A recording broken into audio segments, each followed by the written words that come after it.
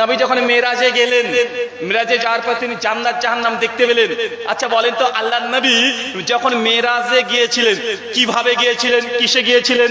একটা হচ্ছে ইসরা, একটা হচ্ছে মেরাজ। ইসরা কোনটা, মেরাজ কোনটা? মসজিদ আল হারাম মানে কাবা শরীফ, মক্কার মসজিদ, যে কাবা থেকে শুরু করে বাইতুল মুকাদ্দাস মানে টেম্পল অফ সুলাইমান, জেরুজালেমের যে মসজিদ, যেটা নিয়ে আজকে ইহুদিদের সঙ্গে লড়াই চলছে, এই যে ভ্রমণ, এটাকে বলা হয় ইসরা। কি বলা হয়? এই ভ্রমণটা হয়েছিল বুরাকের মাধ্যমে। কিসের মাধ্যমে?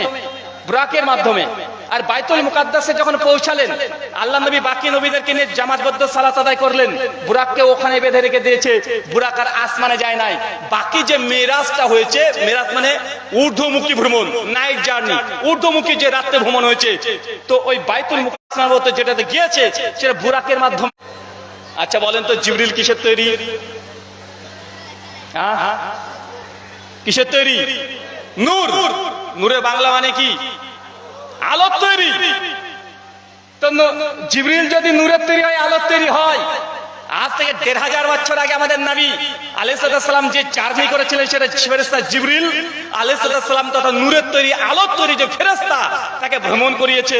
বলেন তো ভাইজান, এটা বিশ্বাস করা কঠিন না সহজ? অ্যালবার্ট আইনস্টাইন যদি বলে লাইটের গতিতে ভ্রমণ করা সম্ভব, মাত্র মরুভূমি, ধুধু প্রান্ত, সেই সময় তিনি বলছেন যে ফেরেশতা জিবরিল তথা আলোর তৈরি একটা যানবাহনে চড়ে আমি চলে গেলাম, আমি মেরাজ করে আসলাম। ভাই এখন যদি আপনি বলেন যে আমি বিশ্বাস করি না, তো আপনার চাইতে বড় মূর্খ দুনিয়াতে কে হতে পারে?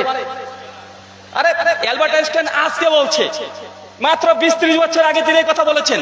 আর যদি মনে করেন যে না হুজুররা আবার এইসব কথা মানে উল্টা পাল্টা বলছে, ভাই এখন যুগ অনেক উন্নত, আমরা